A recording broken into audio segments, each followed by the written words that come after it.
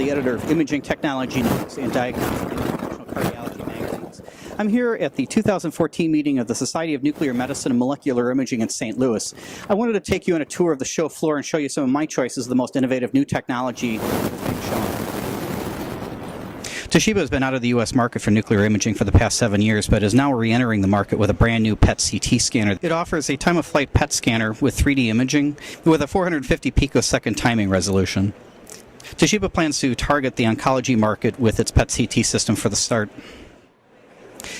GE Healthcare introduced its newest PET-CT platform at SNM, the Discovery IQ. It is a scalable platform that goes from 2 to 5 PET rings, and it can be upgraded within the field. The system is designed to be more cost-effective than past PET-CT scanners because of the variable ring configuration. The system offers a 16-slice CT scanner, which can be used as a standalone CT.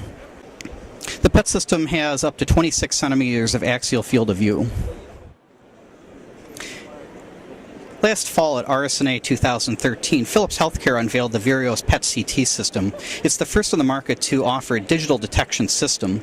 Previous analog systems use 400 photomultipliers to create the image. The new digital system uses about 23,000 digital detectors. Without the need for analog conversion, it has increased the fidelity and the resolution of the imaging, and the dead time is significantly eliminated since there's no recovery time required on the PMT crystals. The image quality on the scanner is able to detect much smaller lesions than in the past, and on cardiac imaging it is able to detect even papillary muscles. Last year at SNM 2013 in Vancouver, Siemens unveiled 2 very innovative new nuclear imaging systems. The Symbia Intivo SPECT-CT system was the first of its kind that fully integrates the CT image data and the SPECT data.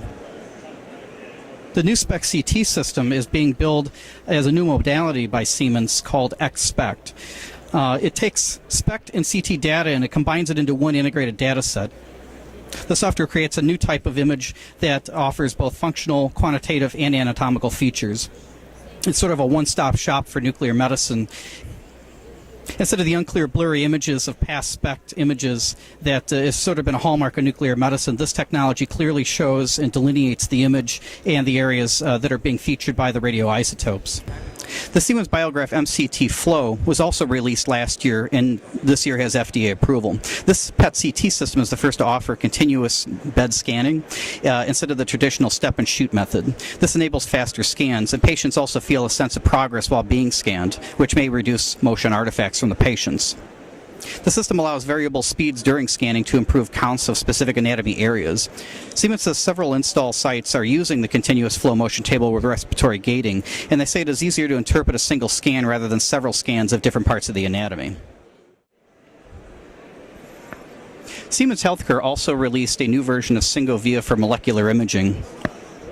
This software uses artificial intelligence to recognize 28 anatomical landmarks that help align automatically studies for PET-CTs, both current and prior.